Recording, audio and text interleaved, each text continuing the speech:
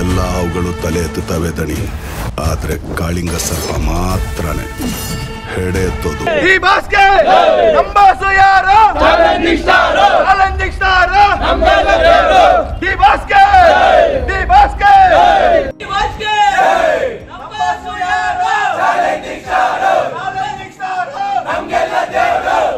ನಟ D boss ಅವರ ಅಭಿಮಾನಿಗಳು ಇಡೀ ಚಿತ್ರಮಂದಿರ ತುಂಬೆಲ್ಲ ಅವರ ಕಟೌಟ್ ಫ್ಲೆಕ್ಸ್ಗಳನ್ನು ಕಟ್ಟಿ ಸಂಭ್ರಮಿಸ್ತಾ ಇದ್ದಾರೆ. ಹಾಲಿನ ಅಭಿಷೇಕಗಳನ್ನು ಕೂಡ ಮಾಡ್ತಾ ಇದ್ದಾರೆ. ನೋಡೋಣ ಬನ್ನಿ ಅಭಿಮಾನಿಗಳು ನಟ ದರ್ಶನ್ ಅವ್ರ ಬಗ್ಗೆ, ಈ ಕಾಟೇರ ಚಲನಚಿತ್ರ ಬಗ್ಗೆ ಏನು ಹೇಳ್ತಾರೆ ಅಂತ ಕೇಳ್ಕೊಂಬರೋಣ ಬನ್ನಿ.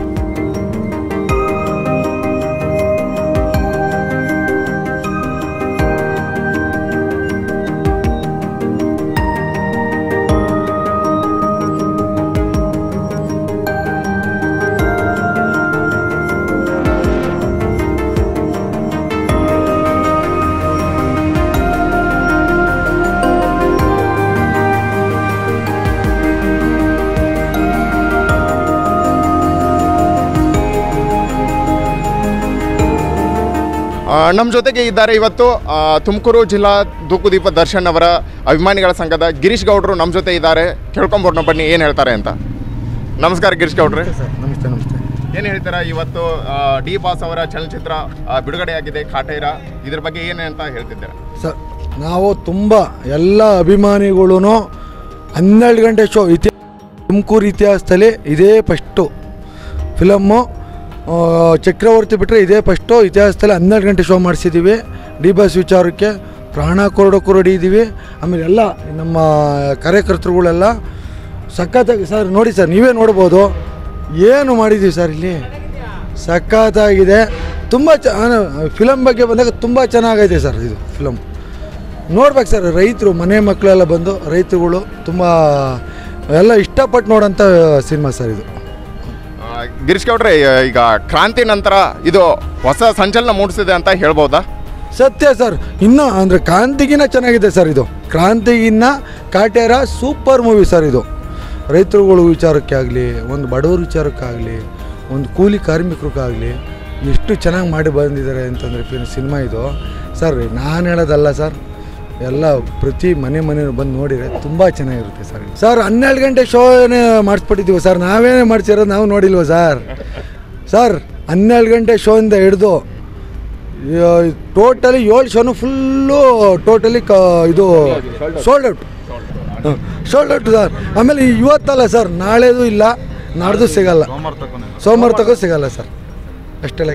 ಓಕೆ, ಅಭಿಮಾನಿ ಬಳಗದವರು ನೀವಾಗಿ ಏನು ಹೇಳ್ತಾ ಇದ್ದಾರೆ ಈಗ ಈ ಚಿತ್ರದ ಬಗ್ಗೆ? ಸರ್, ಅಭಿಮಾನಿಗಳು ಏನಂತ ಎಕ್ಸ್ಪೆಕ್ಟ್ ಮಾಡಿದ್ದ ಫಿಲಮ್ಗೆ ಅವ್ರು ಡಬ್ಬಲ್ ಇದೆ ಸರ್ ಫಿಲಮ್.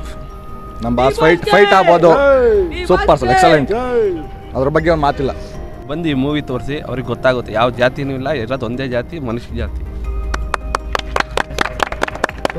ಸರ್, ನಾವು ಏನು ಅಂದ್ಕೊಂಡಿದ್ವಿ ಫಿಲಮ್ ಬಗ್ಗೆ, ನಾರ್ಮಲಾಗಿ ಇನ್ನೇನು ಫಿಲಮ್ ಬರ್ತಾವಿದು ಕಮರ್ಷಿಯಲ್ ಮೂವಿ ಆ ಥರ ಅಂತ ಅಂದ್ಕೊಂಡಿದ್ವಿ. ಆದ್ರೆ ಈ ಥರ ಒಂದು ಫಿಲಮ್ಮು ಇಷ್ಟು ದೊಡ್ಡ ಹೀರೋ ಮಾಡ್ತಾರೆ ಅಂತ ಅಂದ್ಕೊಂಡಿರಲಿಲ್ಲ ಯಾರೂ. ಇಡೀ ಕರ್ನಾಟಕದಲ್ಲಿ ಯಾರೂ ಅಂದ್ಕೊಂಡಿರಲಿಲ್ಲ.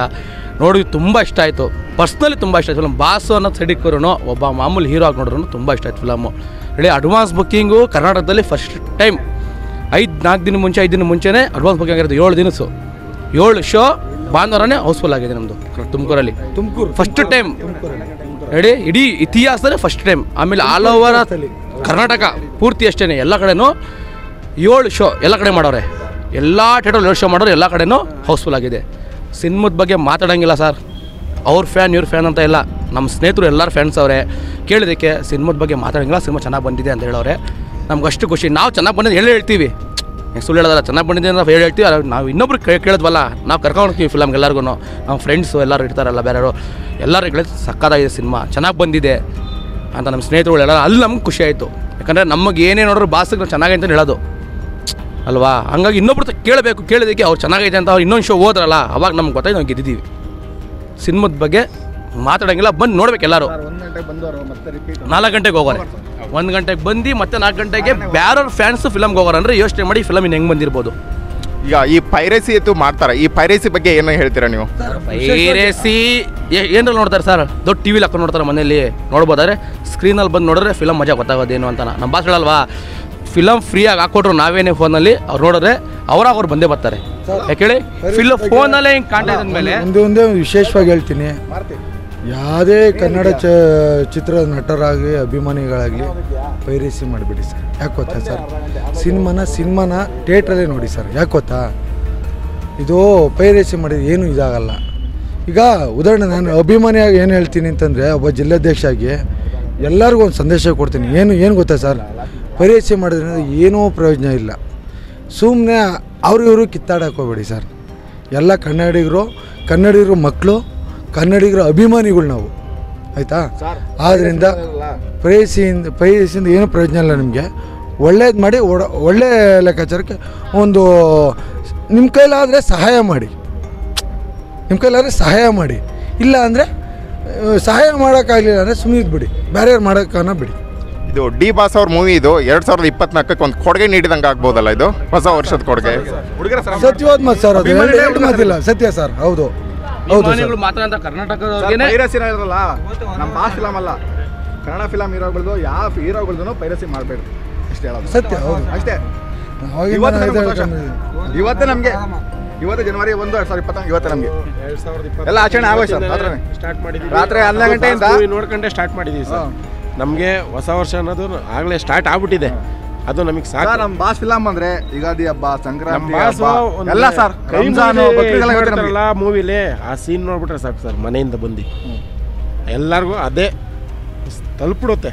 ನಿಜವಾಗ್ಲೂ ಹಬ್ಬದ್ದು, ಹೊಸ ವರ್ಷದ್ದು, ಸಂಕ್ರಾಂತಿ ಹಬ್ಬದ್ದು ಎಲ್ಲ ಸಿಹಿ ಸಮೇತ ಮನೆಗೂ ಬಂದೈತೆ ಸರ್. ಕಾಟೇರ ಮಾತ್ರ ಸೂಪರ್ ಹಿಟ್ ಆಗೇ ಆಗುತ್ತೆ, 100ಕ್ಕೆ 200%.